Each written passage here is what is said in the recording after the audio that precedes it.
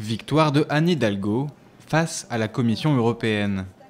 Le 13 décembre dernier, la Cour de justice européenne invalide un règlement pris par la Commission qui relève les limites d'émissions d'oxyde d'azote des véhicules diesel.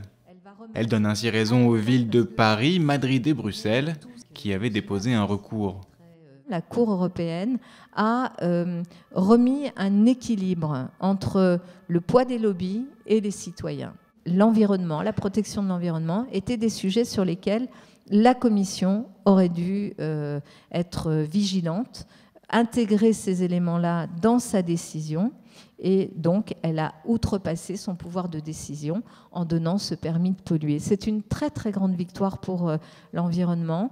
Ce que certains appellent déjà la jurisprudence Hidalgo pourrait constituer un Big Bang du droit européen.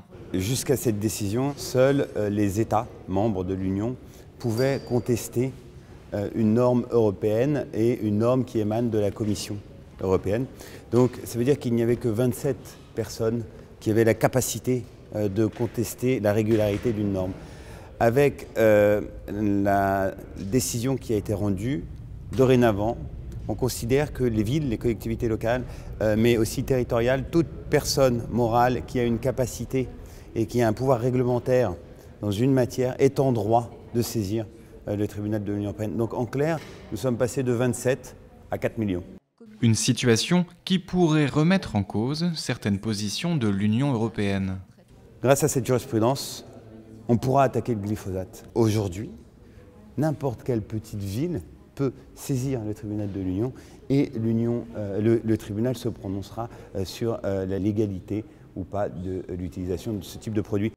Après le retocage des normes d'émissions d'oxyde d'azote des véhicules, la Commission a 2 mois pour déposer un pourvoi. Sinon, elle devra durcir les normes anti-pollution dans les 12 prochains mois.